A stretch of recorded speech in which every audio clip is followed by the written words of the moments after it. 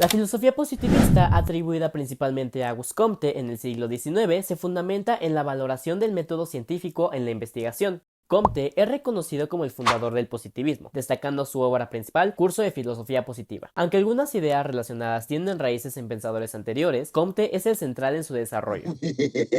Otros, como Émile Durkheim en sociología y Claude Bernard en medicina, contribuyeron al positivismo mediante métodos empíricos y científicos, aunque no se les clasifique estrictamente como fundadores del movimiento. El positivismo se caracteriza por la primacía del método científico, el rechazo de lo metafísico y especulativo y la aplicación de principios evolutivos en el estudio de la sociedad. En creencias secundarias se destacan aplicaciones específicas en ciencias sociales, énfasis en la cuantificación y el cientificismo. Ahora bien, si vamos a iniciar una conversación respecto a los autores principales del positivismo, es crucial clasificarlos en autores contemporáneos y no contemporáneos. Dentro de los autores no contemporáneos podemos destacar a Leibniz, a Karl Marx, a Mach y a Hume.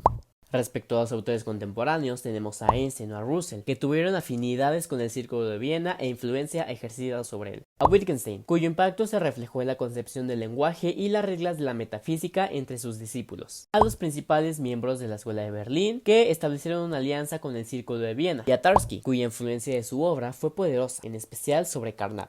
Sin embargo, ni siquiera de esta manera podemos terminar de clasificar a las principales figuras relevantes dentro del positivismo. Pues dentro del movimiento existieron filósofos de la ciencia, científicos y matemáticos, físicos, empiristas y positivistas, lógicos teóricos y prácticos, analistas, moralistas y sociólogos positivistas y axiomistas. Sin embargo, lo que sí podemos identificar son sus obras publicadas y sobre todo la importancia y trascendencia de estas. En el desarrollo de la tradición vienesa a finales del siglo XIX, figuras como Ernst Mach y Ludwig Boltzmann desempeñaron roles importantes, siguiendo la influencia de Leibniz por su lógica y Karl Marx por su enfoque científico en la historia. En el Círculo de Viena, Einstein, Russell y Wittgenstein jugaron papeles clave, formando una alianza con filósofos y lógicos polacos, destacando la influencia en Carnap. La revista Annalen der Philosophie, desde 1930, se convirtió en el órgano del movimiento positivista, expresando la misión del círculo. La obra Enquiry Concerning Human Understanding presenta una posición positivista y el positivismo lógico influenciado por la lógica contemporánea. Destaca la idea general de Hume compartida por otros filósofos.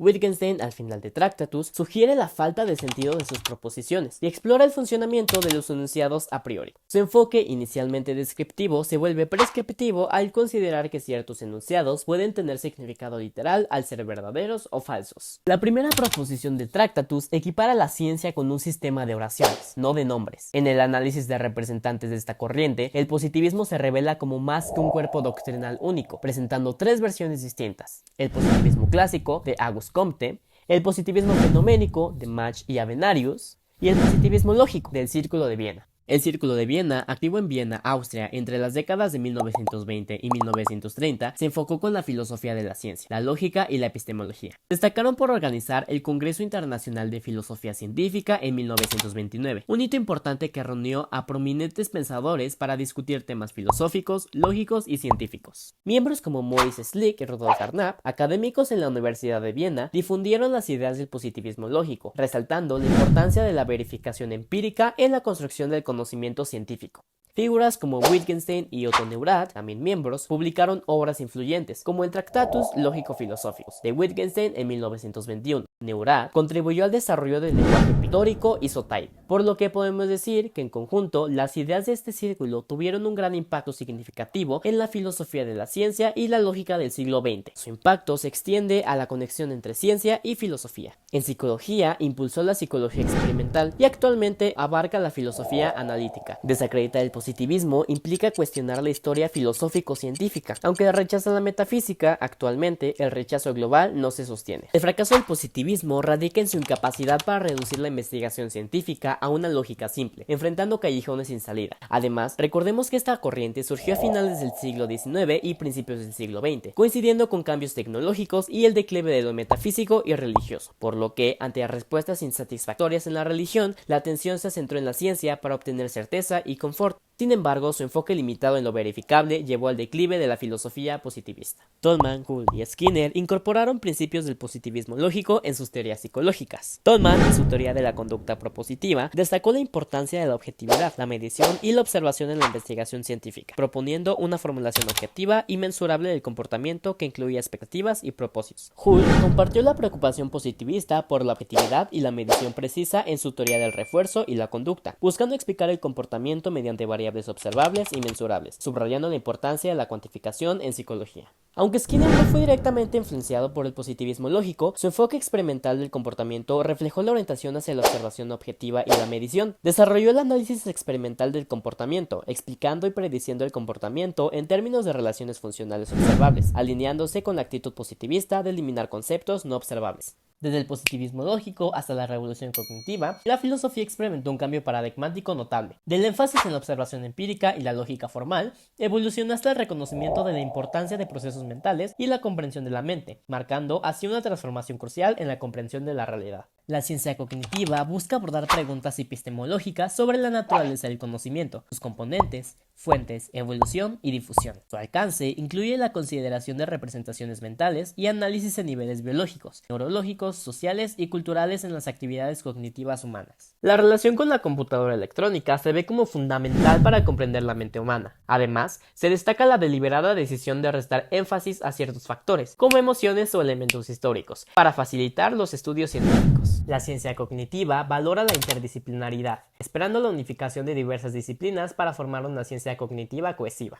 Además, incorpora temas y preocupaciones epistemológicas de la tradición filosófica occidental, siendo la psicología cognitiva inseparable de estas reflexiones filosóficas. El simposio de 1948 en el Instituto de Tecnología de California fue un hito donde destacados científicos como John von Neumann, Warren McCulloch y Carl Lashley discutieron sobre los mecanismos cerebrales de la conducta. Lashley, en particular, desafiando las ideas conductistas, propuso que las secuencias de conducta son planificadas jerárquicamente en el cerebro, marcando un cambio crucial en la comprensión de la mente y el comportamiento. El enfoque dinámico y cuestionamiento de la inactividad del sistema nervioso influyeron significativamente en la investigación científica. En el simposio de Higston, los estudios de humanidades y ciencias, influenciados por la Ilustración, debatían sobre cuestiones epistemológicas. Después de las contribuciones de Darwin, surgieron disciplinas científicas separadas en el siglo XIX. A mediados del siglo XX, la ciencia cognitiva aún no se establecía debido a tensiones entre el conductismo, el psicoanálisis y obstáculos políticos. Pero tras la Segunda Guerra Mundial, la necesidad de comprender la mente humana llevó a la fundación de la ciencia cognitiva en las décadas 40 y del 50. La ciencia cognitiva se ha nutrido de aportes teóricos que han esculpido su trayectoria, desde las abstractas fronteras de la matemática y la computación, con pioneros como Fred, Russell y Whitehead, hasta la visión integradora de Wiener en la síntesis cibernética. Cada paso ha sido crucial.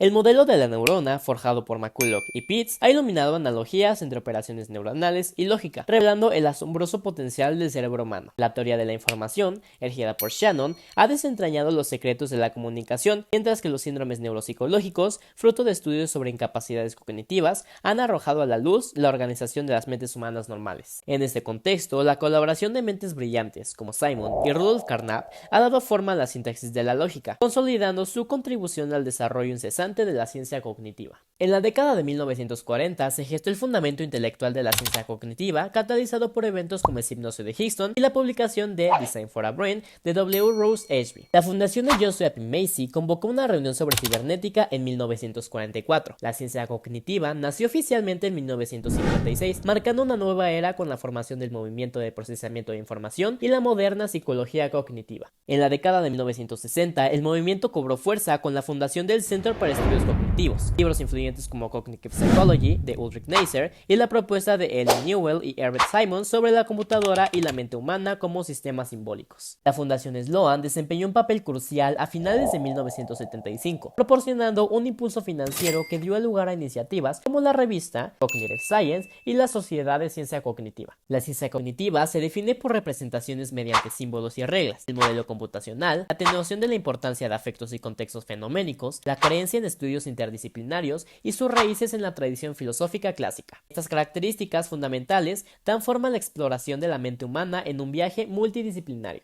La inteligencia artificial tuvo un hito crucial en la conferencia de Dartmouth en 1956, donde se discutió la posibilidad de crear programas que imitaran la inteligencia humana. Las ideas de la inteligencia artificial incluyen enfoques como el aprendizaje supervisado, redes neuronales y procesamiento del lenguaje natural. El sueño es buscar superar las capacidades humanas, y este sueño se ha cumplido con desarrollos como el reconocimiento de voz o la visión por la computadora. La tétrada de Dartmouth destaca 4 investigadores, como Allen Newell y Herbert Simon, pioneros en programas de inteligencia artificial aplicados a problemas. Marvin Minsky y Edmund Piper desarrollaron el perceptron y sentaron las bases de las redes neuronales. John McCarthy creó LIPS, influyendo en sistemas de expertos. El SHRDLU es un programa para entender el lenguaje natural, desarrollado por Terry Whitworth en 1960, que destacó por su capacidad para interactuar y manipular objetos virtualmente. Las cuestiones cardinales abordaron representaciones del conocimiento, razonamiento, aprendizaje y percepción. Los sistemas expertos emulan expertos humanos, y la representación declarativa se centra en qué se sabe, mientras que la representación de procedimientos describe cómo se llega al conocimiento. Los 3 cortes más agudos, identificados por Feigenbaum y Feldman en 1960, abarcan el lenguaje natural, el reconocimiento de patrones y el aprendizaje automático, impulsando un avance continuo de la inteligencia artificial. En la década de 1950, la psicología cognitiva experimentó un cambio de paradigma, destacando líneas de investigación como el mágico número 7 de George Miller y los enfoques británicos y estratégicos de Jerome Bruner. Este último desafiaba el conductismo, dando importancia